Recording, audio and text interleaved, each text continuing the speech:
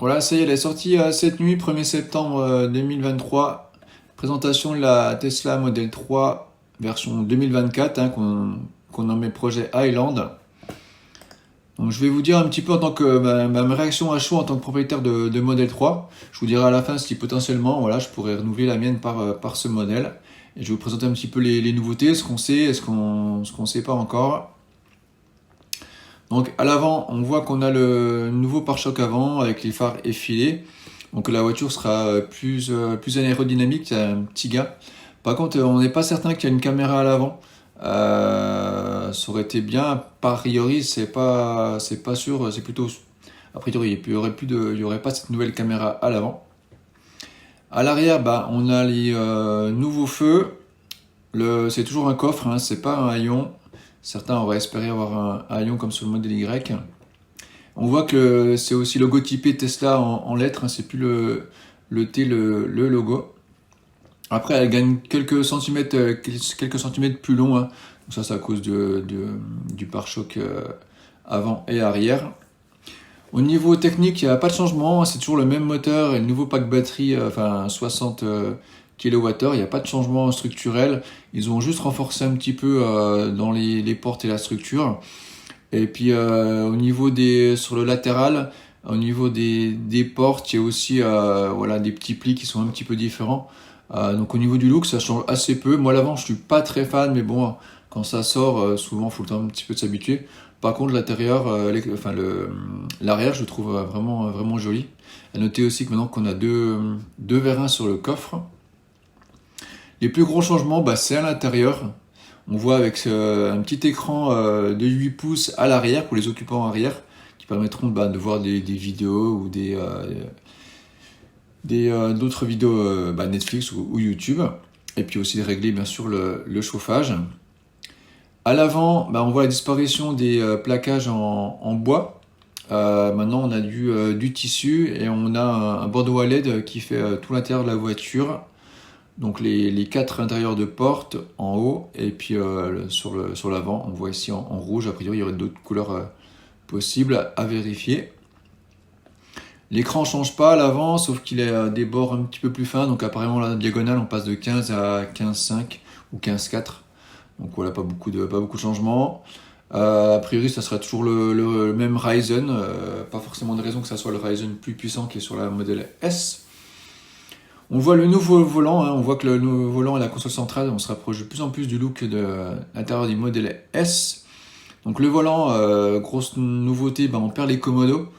Ça, c'est un petit peu plus gênant. Donc les boutons de clignotant sont sur le volant. Le bouton aussi d'essuie-glace, voilà, qu'on a souvent utilisé parce que le capteur d'essuie-glace est pas terrible chez Tesla. Donc là, à voir à l'usage, hein, si c'est vivable ou pas. Et puis au niveau de la console centrale, les portes gobelets sont cachées maintenant. Donc on a une console centrale qui se rapproche plus de la modèle S. Donc on va gagner aussi en efficience. Donc à la fois un petit peu par l'aéro. Je suis pas certain qu'ils aient retravaillé sur le BMS ou le moteur. Par contre, on a des pneus économiques en fait. Donc on a du Michelin e-Primacy en 18 pouces et on a du Hankook Yon en 19 pouces. Voilà, là on voit bien l'arrière. Donc on a aussi des nouvelles jantes, on va le voir un petit peu après dans le configurateur. Donc c'est vraiment au niveau de l'intérieur qu'il y a les gros changements. On a aussi un son qui est amélioré, après avec toujours 2 sons différents, hein, entre la propulsion et la grande autonomie qui a un son encore plus premium. L'écran 8 pouces à l'arrière. Et puis, grosse nouveauté vraiment qui a été attendue, c'est les sièges ventilés, avec un intérieur qui est souvent chaud à cause du toit en verre. Donc là, on a les sièges ventilés à l'avant, donc ça c'est vraiment cool pour être rafraîchi et pas transpirer.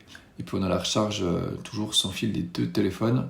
À noter aussi quelque chose qui moi m'intéresse vraiment bien, c'est qu'on a aussi le double vitrage à l'arrière et un vitrage qui est amélioré au niveau phonique sur tous les panneaux en verre. Donc ça c'est vraiment bien. Parce que c'est une voiture qui est bien sonorisée mais qui reste bruyante, notamment sur autoroute, comme pas mal de voitures. Donc après voilà, il y aura peut-être encore des nouveautés cachées qu'on découvrira plus tard.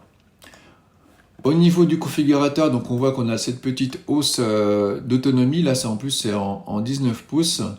On est en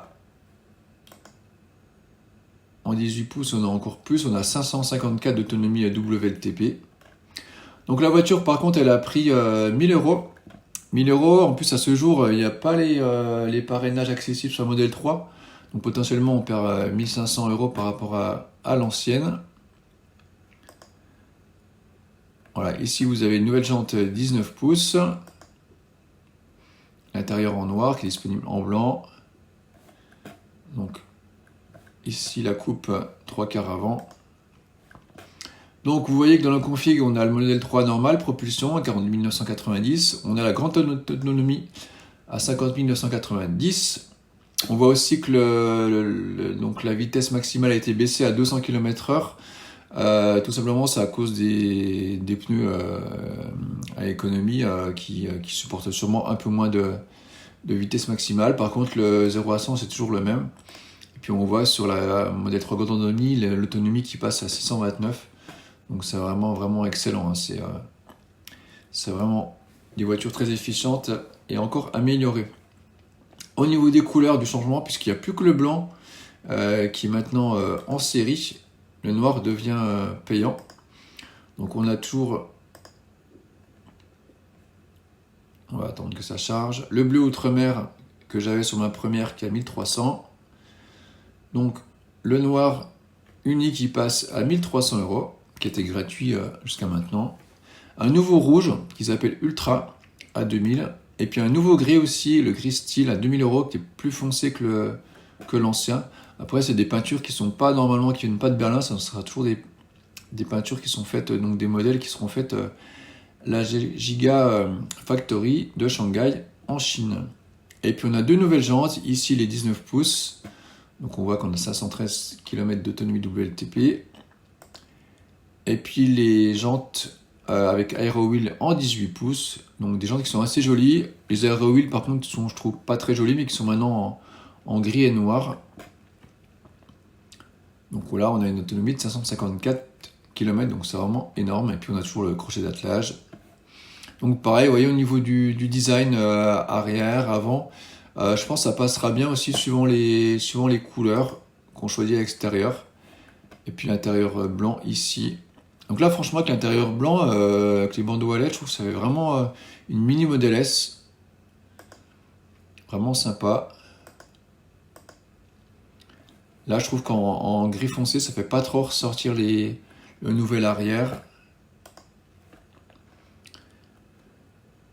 Voilà, donc après, ce qu'on sait pas, bah, c'est le prix en 2024. Est-ce qu'elle aura toujours droit au bonus? Avec le bonus 2024, c'est pas sûr du tout. Est-ce qu'on aura le retour des parrainages pour bénéficier des 500 euros de remise à la commande? Est-ce qu'on a un volant qui est haptique? Les boutons sont haptiques, mais est-ce que le volant est haptique pour l'autopilote? Ça serait cool, on ne sait pas. On sait qu'ils ont changé aussi un peu les amortisseurs, les tarages, donc elle sera un petit peu plus douce. Donc il faudra attendre de voir un petit peu les essais. Donc moi pour l'instant, il est urgent d'attendre pour moi. On verra un petit peu en fin d'année. Si on se rend compte qu'elle est plus éligible au bonus, voilà, ça pourrait être tentant de la renouveler en fin d'année. Pour l'avoir encore avec le bonus déduit à 43 000, moins 5 ou moins 7 suivant vos options, parce qu'après forcément elle va augmenter, sauf si Tesla a encore de la marge pour réduire son prix. Donc on verra. Après, elle est toujours plus intéressante que le modèle Y, mais si on regarde sur le stock du modèle Y, vous voyez, on voit qu'en ce moment il y a des remises de 2300 euros.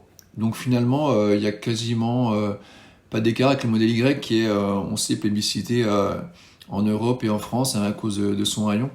Moi, je trouve que du coup, maintenant, il y a un gros gap au niveau de l'autonomie. Donc moi, je privilégierais toujours pour ma famille la Model 3 tant que je peux, tant que le coffre me suffit. D'ailleurs, ils ont agrandi encore un tout petit peu le coffre de la Model 3. Donc, par contre, voilà, je pense que ça va booster un petit peu les ventes de Model 3. Mais voilà, que le modèle Y qui va, pour certains, venir de Berlin, donc qui risque de bénéficier encore du bonus éco. Voilà, il y aura encore beaucoup de ventes de modèle Y. Donc à suivre, hein, vous trouverez des vidéos plus complètes sur d'autres chaînes. Et puis on va attendre de l'essayer. Ça sera un petit peu plus tard, hein, sûrement au mois d'octobre, pas avant. Et puis on verra un petit peu au mois d'octobre ce qu'il en est au niveau de la grille tarifaire 2023, 2024, au niveau de la cote aussi de nos voitures. En tout cas, ça y est, tout le monde l'attendait, elle est sortie, elle gagne quelques centimètres en longueur.